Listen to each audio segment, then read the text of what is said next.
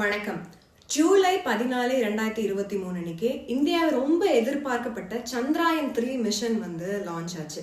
Successful லான்ச்க்கு அப்புறமா ISRO India உலக நாடுகள் கிட்ட இருந்து நிறைய கங்க்ராச்சுலேட்டரி மெசேஜ் ரிசீவ் பண்ணாங்க. கண்டிப்பா வந்துதான் ஆகணும் இல்லைங்களா? Indian space research organisation ISRO Chandrayaan 3 மிஷனை ஹாலிவுட் மூவினுடைய பட்ஜெட்டை விட கம்மி பணத்துல செஞ்சிருக்கிறாங்க. இது மூலமா இஸ்ரோ ஒரு சாஃப்ட் லேண்டிங் பண்ண போறாங்க. மூன் மேல இரண்டாவது முறையா 3 நாடுகள் தான் உலகம் முழுவதும் இதை ஆக்சுவலா பண்ணியிருக்காங்க. லேட்டஸ்ட் அப்டேட் என்னன்னா சந்திராயன் 3 லூனர் ஆர்பிட் என்டர் ஆயிடுச்சு. வெறும் 1437 கிலோமீட்டர் தான் இருக்கு மூணுக்கு இன்னும் ரீச் ஆகிறதுக்கு. சக்சஸ்ஃபுல்லா சாஃப்ட் லேண்டிங் ஆகஸ்ட் 23 2023 அன்னைக்கு நடக்கும்னு சொல்றாங்க. 4வது நாடா இருப்போம் இதை பண்றதுக்கு. Also first country dark side of the மூன்ல லேண்ட் இருப்போம், அதாவது சவுத் போல் ஆஃப் த மூன்ல லேண்ட் ஆகிறதுக்கு.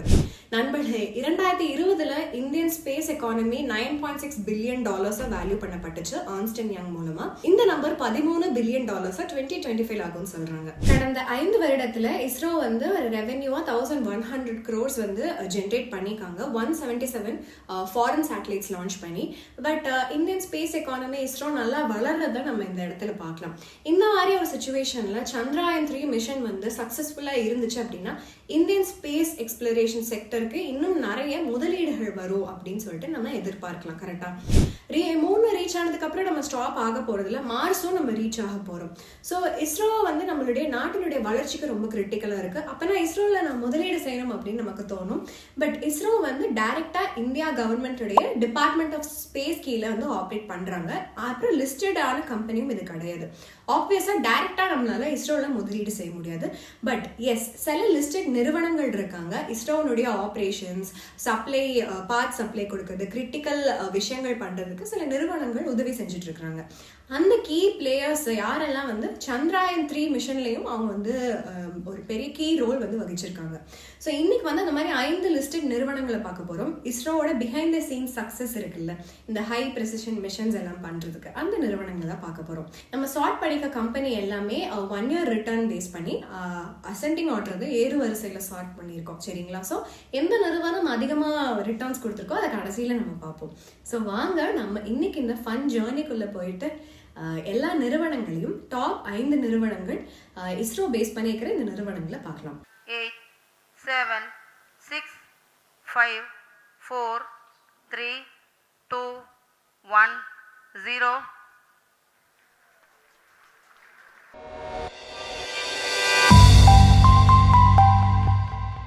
முதல்ல நம்ம பார்க்கக்கூடிய நிறுவனத்தின் பெயர் Paras defence and space technologies limited. ஓகேங்களா? இந்த நிறுவனம் கிளியரா ஒரு வைட் ரேஞ்ச் ஆஃப் ப்ராடக்ட்ஸ் அப்புறம் சேவைகள் டிஃபென்ஸ் அண்ட் ஸ்பேஸ் அப்ளிகேஷன்ஸ்க்கு பர்டிகுலரா ப்ரொவைட் பண்றாங்க அப்படின்னு சொல்லிட்டு இந்த நிறுவனம் company defence and space optics, defence electronics and electromagnetic pulse protection systems as solutions and heavy engineering and niche technologies கொடுக்குறாங்க. இந்த எல்லா வெர்டிகல்ஸ்லயும் இந்த நிறுவனம் ஆப்ரேட் பண்ணிட்டு இருக்காங்க.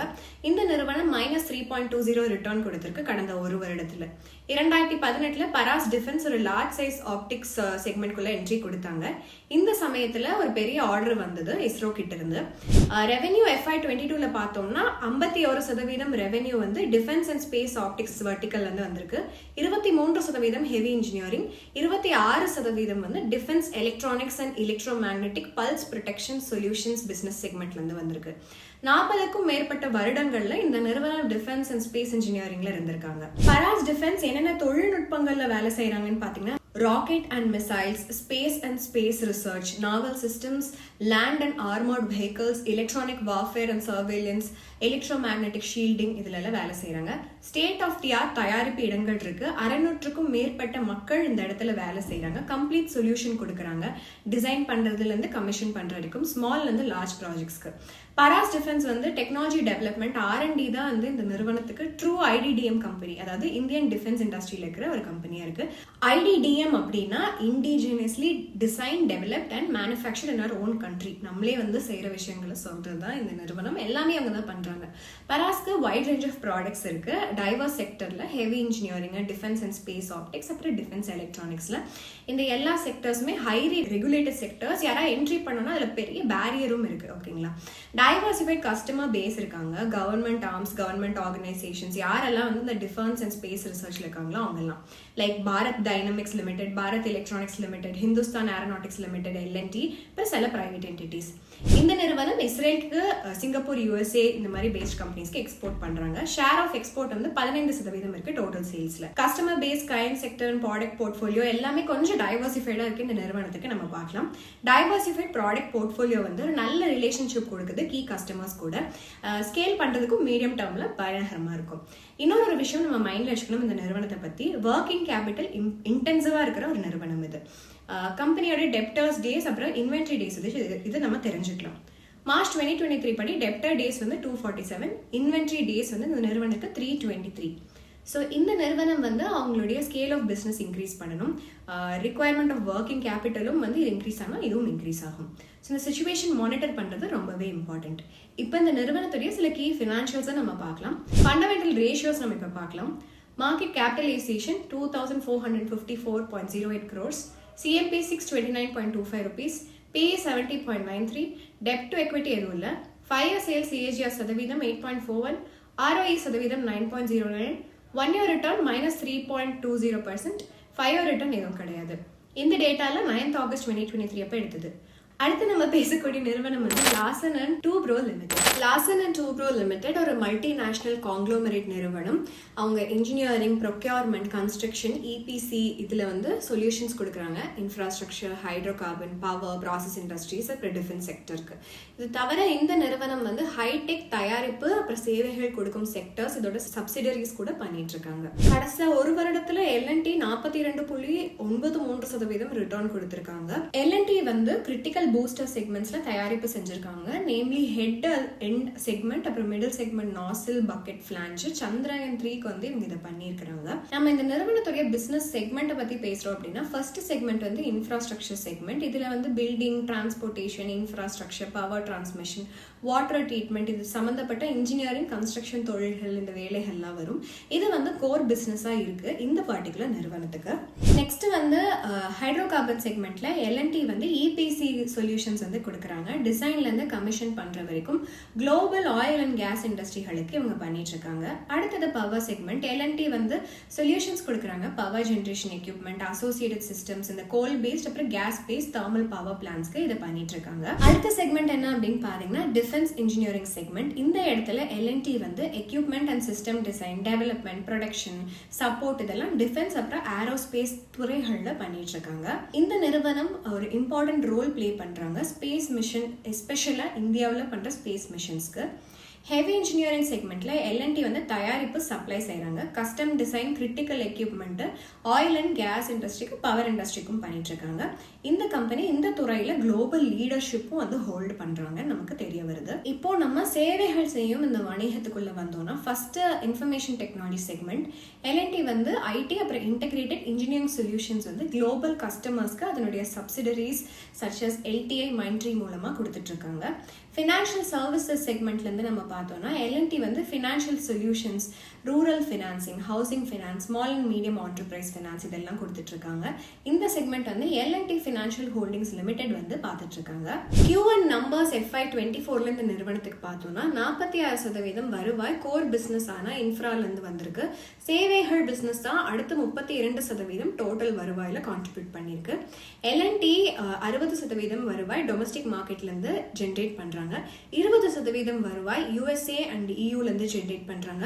16% வருவாய் மிடில் ஈஸ்ட்ல இருந்து ஜென்ரேட் பண்றாங்க. இன்னொரு ஒரு இன்ட்ரெஸ்டிங்கான விஷயம் என்னன்னா, எல்என்டினுடைய consolidated unexecuted order book 12% YOY வளர்ந்திருக்கு. 3.99 lakh crore rupees இருந்திருக்கு. மார்ச் 31, 2023 படி 3 times FY23 வளர்ந்திருக்கு.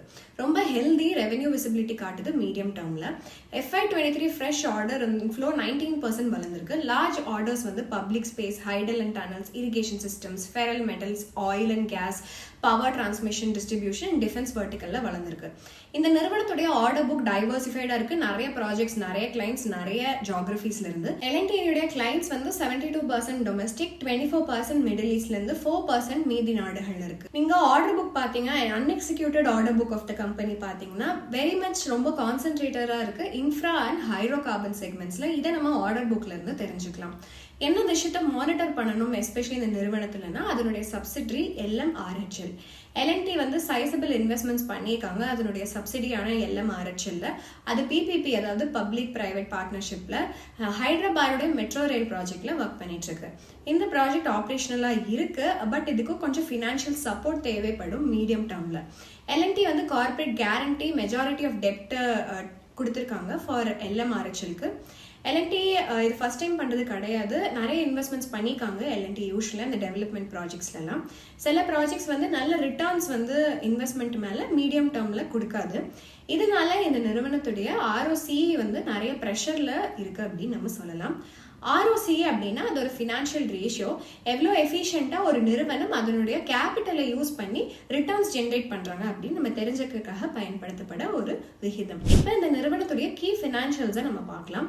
ஃபண்டமெண்டல் ரேஷியோஸ் இப்போ பார்க்கலாம். Market cap 3,72,701.67 crores, CMP 2,651.6, PE 33.3, debt to equity 1.35, 5-year sales CAGR percent 8.90, ROE 11.68%, 1-year returns 42.93%, 5-year CAGR return 6.70% இருக்கு.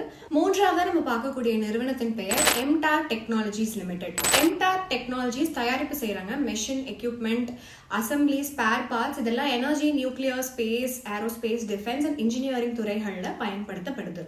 MTAR வந்து 1970ல mister PR Reddy, mister KSN Reddy, mister PJ Reddy start பண்ணாங்க. Advance technology எல்லாம் இந்தியாவில் தயாரிப்பு செய்யணும் அப்படிங்கிறதுக்காக இவங்க ஸ்டார்ட் பண்ணாங்க.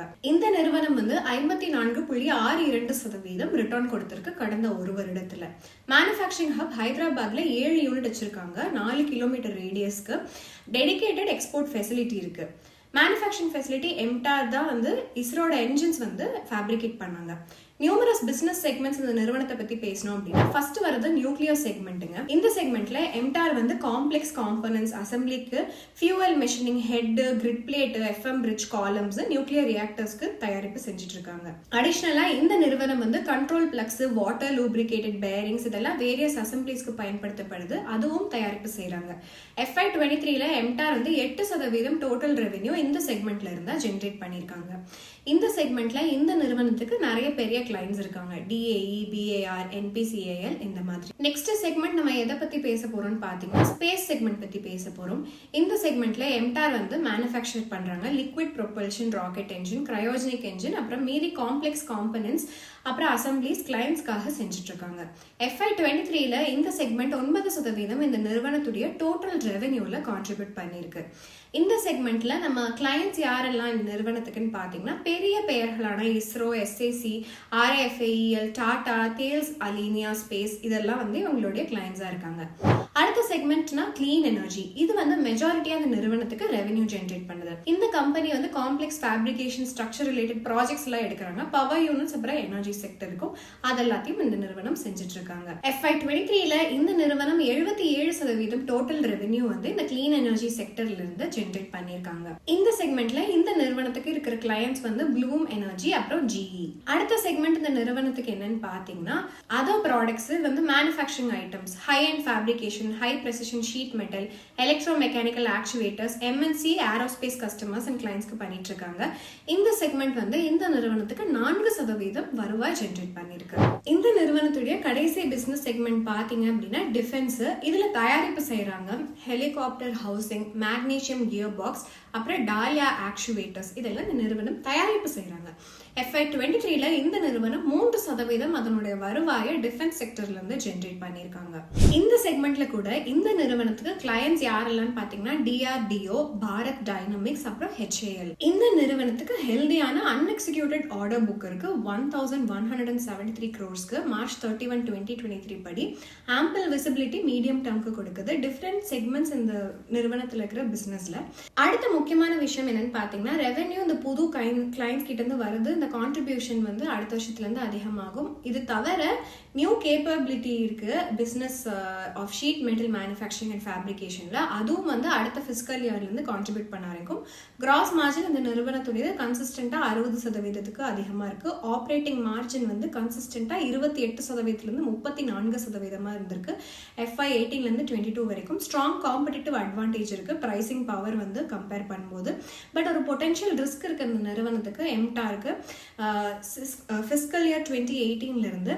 இந்த கிளீன் எனர்ஜி பிசினஸ் வந்து பிக்கஸ்ட் ரெவென்யூ கான்ட்ரிபியூட்டர் அப்புறம் growth டிரைவரா இருந்திருக்கு. பட் என்டையர் செக்மெண்ட் வந்து ஒரே ஒரு கிளைண்டான ப்ளூம் எனர்ஜி கூட டிபெண்டா இருக்கு. 2019 இருந்து 2023 இந்த நிறுவனத்துடைய ரெவென்யூ கான்ட்ரிபியூஷன் வந்து கிளையன்ட்ஸ் கன்சிஸ்டன்டா 60% அதிகமா இருந்திருக்கு. 2021 ஒரு டிக்ளைன் இருந்திருக்கு. டெக்னாலஜிக்கல் ஷிஃப்ட் நடந்ததுனால ஃபியூச்சர்ல ஏதாவது ப்ராப்ளம் இருக்கு அதனுடைய அசோசியேஷன் வித் ப்ளூம்பர்க் எனர்ஜி கம்பெனினா இந்த நிறுவனத்துடைய ரெவென்யூஸ்ல ஒரு பெரிய ப்ராப்ளம் வரும். இன்வென்ட்ரி டேஸ் வந்து கன்சிஸ்டன்டா இன்க்ரீஸ் ஆகிட்டே இருக்கு. FY 23 இந்த ட்ரெண்ட் ஹால்ட் ஆச்சு. இன்வென்ட்ரி டேஸ் 524 இருக்கு. கேஷ் கன்வர்ஷன் வந்து குவைட் வீக்கா இருக்கு. கேஷ் கன்வர்ஷன் சைக்கிள் 360 நாளா இருக்கு. இது இந்த நிறுவனம் ப்ராடக்ட் மேனுஃபேக்சர் பண்ணிட்டு ஆல்மோஸ்ட் ஒரு வருஷம் அதை சேல் பண்ணி அந்த ப்ராடக்டை கேஷா மாத்திருக்கு அப்படிங்கறத காட்டுது.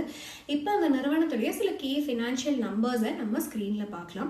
Fundamental ratios market cap 6978.27 crores, CMP 2268.65, PE 68.31, debt to equity 0.23, 5-year sales CAGR 29.63, ROE 17.91, 1-year returns 54.42, 5-year CAGR returns வந்து எதுவும் கிடையாது. அடுத்ததா பார்க்கக்கூடிய நிறுவனத்தின் பெயர் Hindustan Aeronautics Limited, HAL. இது defence public sector undertaking company. HAL வந்து டிசைன் செய்யறது, டெவலப், அப்புறம் தயாரிப்பு, அப்புறம் ரிப்பேர் பண்றாங்க aircraft, helicopters, engines, related systems, avionics instruments, அப்புறம் அதுக்கு தேவையான ஆக்சசரிஸ் இதெல்லாம் பண்ணிட்டு இருக்காங்க.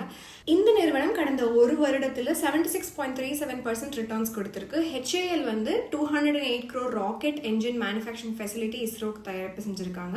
இன்டெகிரேட்டட் கிரையோஜெனிக் என்ஜின் தயாரிப்பு செய்யும் ஃபெசிலிட்டி, என்டையர் ராக்கெட் என்ஜின் வந்து ஒரே இடத்துல தயாரிப்பு செய்யும் ஒரு ஃபெசிலிட்டியா இது கருதப்படுது. ஹாலுக்கு 4 ப்ரொடக்ஷன் காம்ப்ளெக்ஸ் இருக்கு. பெங்களூர்ல MIG காம்ப்ளெக்ஸ், ஹெலிகாப்டர் காம்ப்ளெக்ஸ், அதுக்கப்புறம் ஆக்சசரிஸ் காம்ப்ளெக்ஸ், இது கூட சேர்ந்து டிசைன் காம்ப்ளெக்ஸ் அப்படின்னு ஒன்று இருக்கு. ஒரு நல்ல விஷயம் இந்த நிறுவனத்தை பத்தி என்னன்னு பாத்தீங்கன்னா ஸ்ட்ராங்கா ஆர்டர் புக் வச்சிருக்காங்க. Chairman and managing director of Hindustan aeronautics Limited வந்து மிஸ்டர் CB ஆனந்த கிருஷ்ணன் அவர் ஒரு ஸ்டேட்மெண்ட் கொடுத்திருக்காரு February 23. அதாவது இந்த நிறுவனத்துக்கு 84,000 crores ஆர்டர் புக் இருக்கு அண்ட் இன்னும் ஆர்டர்ஸ் 50,000 crores மேல பைப்லைன்ல வந்துட்டு இருக்கு அப்படின்னு சொல்லியிருக்காரு.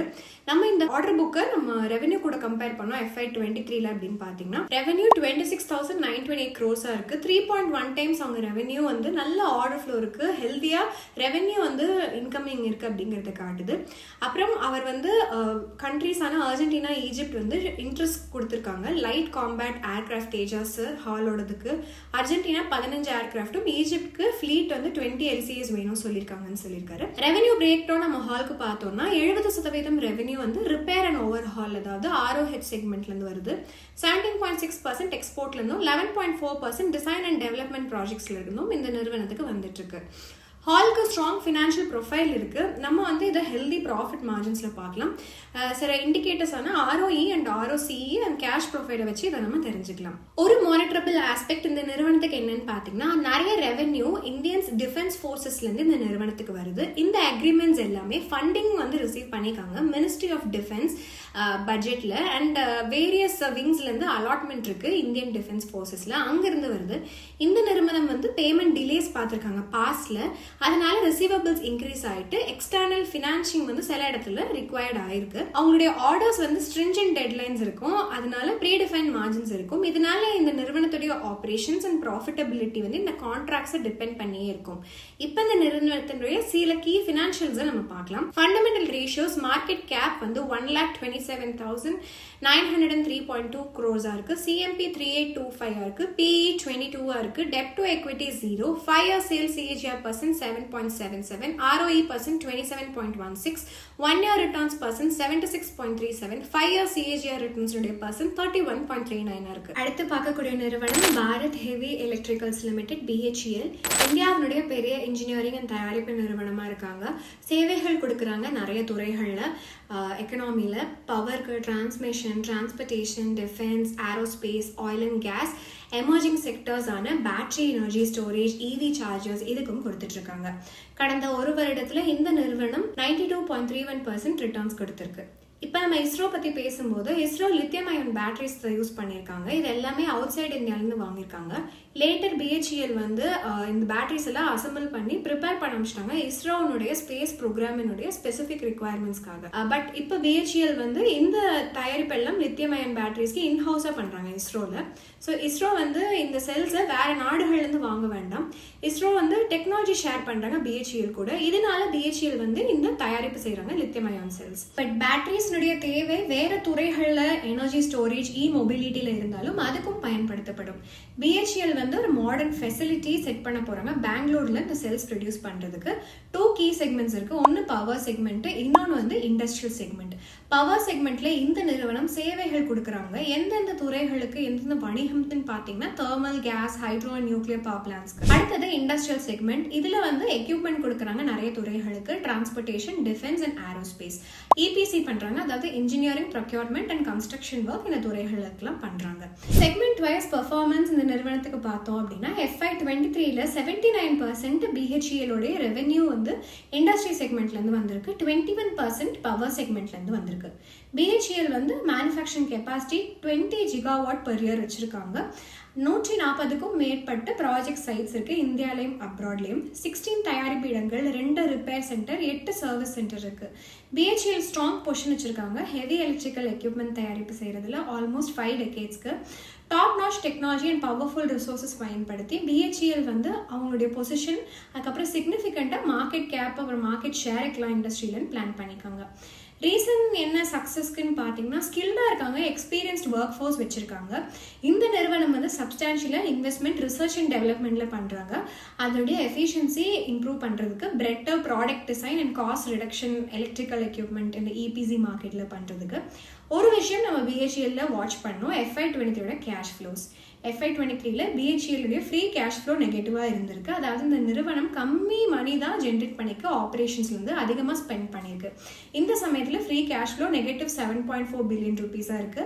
இந்த நெகட்டிவ் FCFM தாண்டி BHEL வந்து 1.4 பில்லியன் ரூபீஸ்க்கு FY23 டிவிடெண்ட் பே பண்ணிக்காங்க. இது வந்து FY22 டிவிடெண்ட்க்கு ஈக்குவலாக இருக்கு. இந்த நிறுவனத்தினால cash day to day operations and business எக்ஸ்பான்ஷனுக்கு இது எல்லாத்தையும் யூஸ் பண்ணுறாங்க. ஸோ டிவிடெண்ட் வந்து ரிசர்வ்ஸ் வந்து கொடுக்குறாங்க. கேபிட்டல் அலோகேஷன் சஸ்டைனபிளா இல்ல லாங் டேர்ம்க்கு. இப்போ இந்த நிறுவனத்துடைய சில கீ ஃபினான்ஷியல்ஸை நம்ம பார்க்கலாம். Fundamental ratios, market cap 35,255.89 crores, CMP 101.25, PE 109.66, debt to equity 0.20, 5 year sales CAGR -4.11, ROE 1.70, 1 year return 92.31, 5 year CAGR returns 6.70% இருக்கு. இதுதான் அந்த 5 நிறுவனங்கள் இம்பார்ட்டண்டா பிஹைண்ட் த சீன்ஸ்ல இருந்திருக்கு இந்தியாவினுடைய ஸ்பேஸ் ப்ரோக்ராம் சக்சஸ்ஃபுல்லா ரன் ஆகிறதுக்கு. இந்த நிறுவனங்களுடைய பங்குகளை நீங்க உங்க போர்ட்ஃபோலியோல வச்சிருக்கீங்கன்னு கமெண்ட் செக்ஷன்ல சொல்லிடுங்க. உங்களை பொறுத்த வரைக்கும் வேற எந்த பங்குகளை இந்த லிஸ்ட்ல நம்ம சேர்க்கணும் அப்படின்னு சொல்லிடுங்க. அந்த நேம்ஸையும் கமெண்ட் செக்ஷன்ல சொல்லிருங்க. இன்னொரு விஷயம் நாங்க சொல்ல விருப்பப்படுறோம், இந்த காணொளிகள் எல்லாம் உங்களுடைய எஜுகேஷனல் பர்பஸ்க்காக நாங்க பை ஆர் செல் ரெக்கமெண்டேஷன்ஸ் கொடுக்கறது கிடையாது. இன்னும் ஒரு அருமையான காணொளியில நம்ம எல்லாரும் சந்திக்கலாம். நன்றி, வணக்கம்.